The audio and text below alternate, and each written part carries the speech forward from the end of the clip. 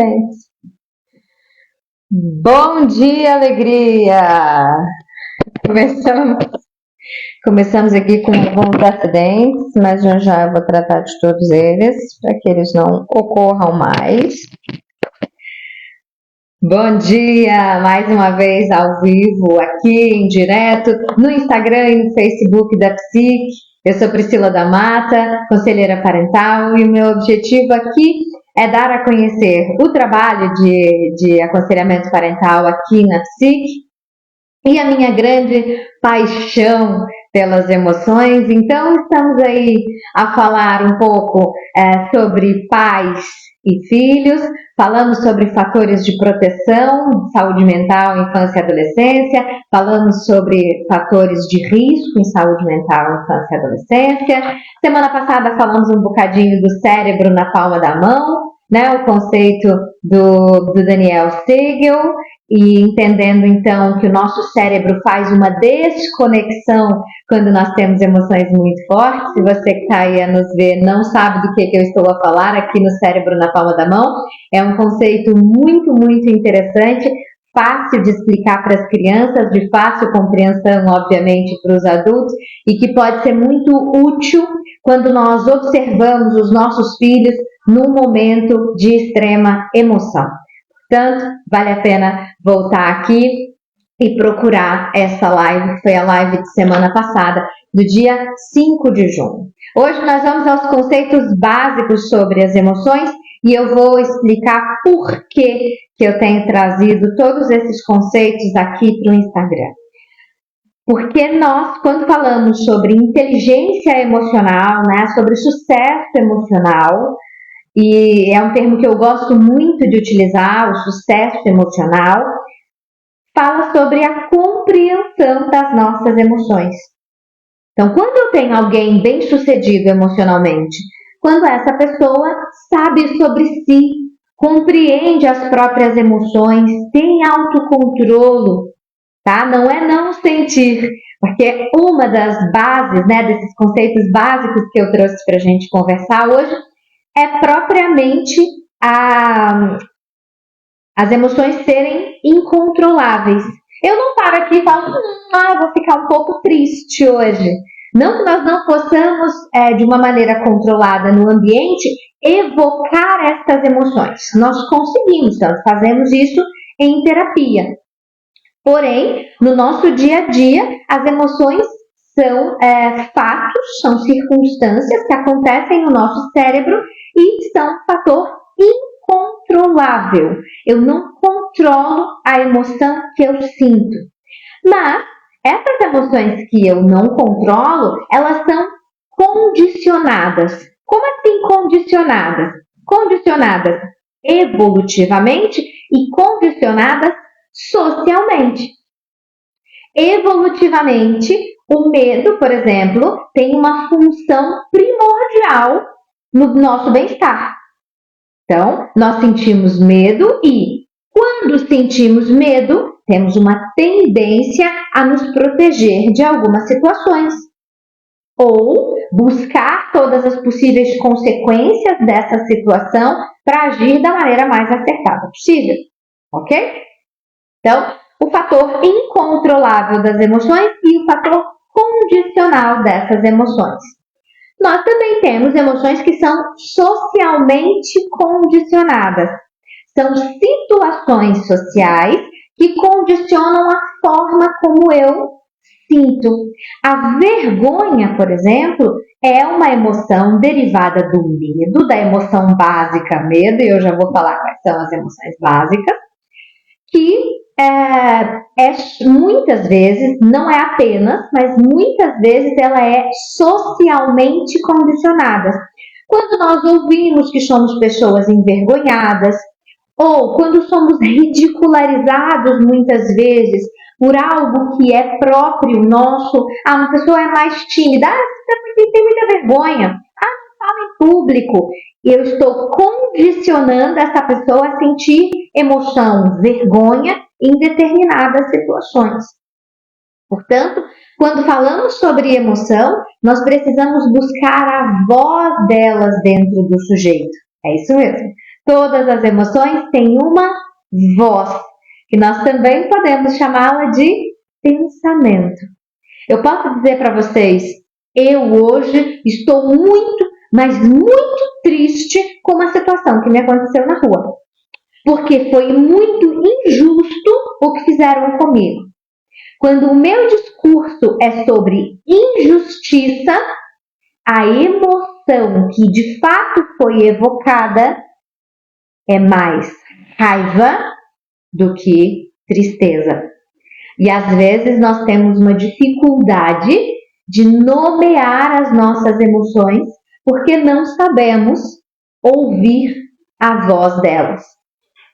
E isso é algo que nós fazemos na terapia, com a psicoeducação das crianças, ensinamos as crianças a ouvir a voz das emoções. E um conselheiro parental faz exatamente isso com os pais.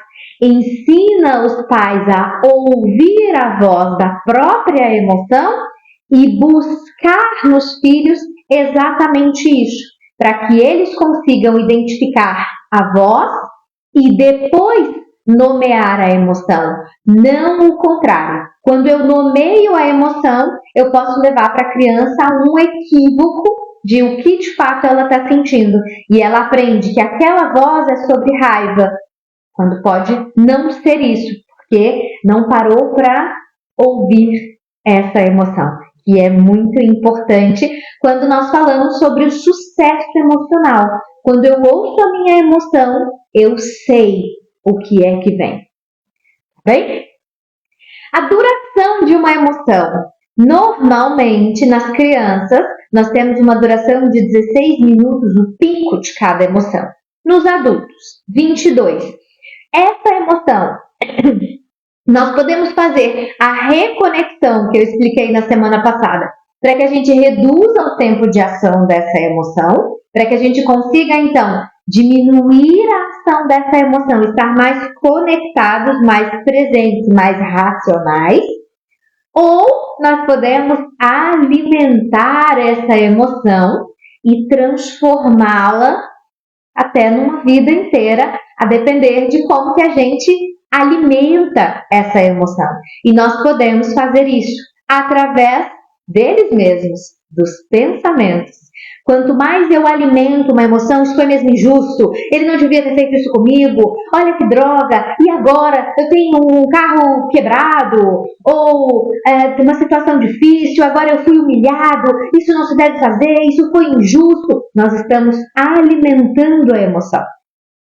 A reconexão diminui o tempo de ação. A alimentação aumenta o tempo de ação. E no meio desse caminho todo, nós temos a resolução de problemas. Em vez de eu ficar num loop de pensamento, que aquilo não foi certo, não foi injusto, foi mal, não poderia ter acontecido comigo, eu posso sair daqui para a solução. Ok, eu tenho um problema, eu tenho um carro batido. Vamos usar esse exemplo. Tenho um carro batido. Como soluciono este problema? Eu vou ligar para o meu seguro, eu vou chamar a polícia, eu vou denunciar este fato, eu vou conversar com a pessoa que bateu no meu carro. Soluções possíveis para aquele problema, em vez de um loop de pensamento que simplesmente não sai do lugar. Emoções não são boas ou más. Emoções são funcionais. Não tem emoção boa e emoção ruim e emoção má. Nós temos talvez emoções que são gostosas de sentir e agradáveis, como é o caso do amor e da alegria, e temos emoções que não são gostosas, são desagradáveis de sentir, como o nojo, a tristeza, o medo. E dessa maneira, nós conseguimos entender que essas emoções que eu não controlo também não fazem de mim uma pessoa boa ou má. Faz de mim uma pessoa que sente emoções. E cada uma dessas emoções tem uma função evolutiva. Não é à toa que a gente sente amor, nem é à toa que a gente sente medo. Nem sente medo porque é medroso, nem sente tristeza porque é depressivo. Existe uma função evolutiva, um motivo de ser de cada uma dessas emoções, que eu vou ter o prazer de falar sobre cada uma delas aqui no Instagram, no Facebook, e no YouTube da Psique para vocês. Mas para a gente encerrar, já que eu falei das agradáveis, das desagradáveis de sentir, vamos a elas. Agradáveis, amor e alegria. Desagradáveis, raiva, medo, nojo e tristeza. São 6 emoções básicas e destas emoções básicas saem todas as outras emoções que nós conhecemos e até algumas que nós desconhecemos ou que nunca tivemos a oportunidade de experimentar no nosso corpo. Essas emoções, elas trazem uma mudança no nosso cérebro e também trazem uma mudança na nossa fisiologia. Portanto, são incontroláveis, como eu acabei de dizer. Mas nós podemos fazer a modificação do quanto estas emoções ativam ou não ativam em nós através dos nossos pensamentos, das coisas que nós acreditamos, das nossas crenças. E ao longo das próximas semanas, nós vamos falando sobre cada uma dessas emoções. E eu vou deixar um suspense aqui sobre qual emoção que a gente vai começar na próxima semana, mas vamos falar sobre todas elas, sobre suas funções, sobre as ações no corpo, como é que muda a nossa fisiologia quando eu sinto amor e em que momentos que nós podemos incluir situações que nos fazem sentir assim para que a gente se sinta melhor e mais regulado. Okay? As emoções podem ser reguladas, mas não podem ser controladas.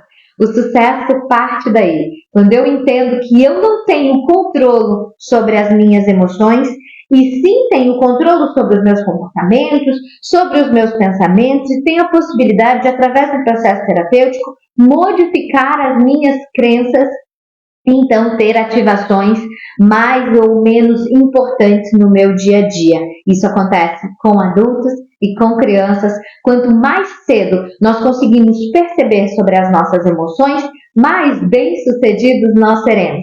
E mais uma vez eu reforço o aconselhamento parental nesse sentido, porque nós pais, enquanto pais, somos a primeira instância social que os nossos filhos vivem e por isso somos base, somos importantes na socialização deles, somos importantes nos processos de aprendizado, principalmente nos processos de aprendizado emocional. Quanto mais consciência nós temos sobre as emoções, mais fácil é ensinar. Eu não consigo levar alguém a um lugar que eu não fui e por isso todo esse conhecimento precisa passar pelos pais para atingir as crianças de uma maneira mais eficaz e mais assertiva.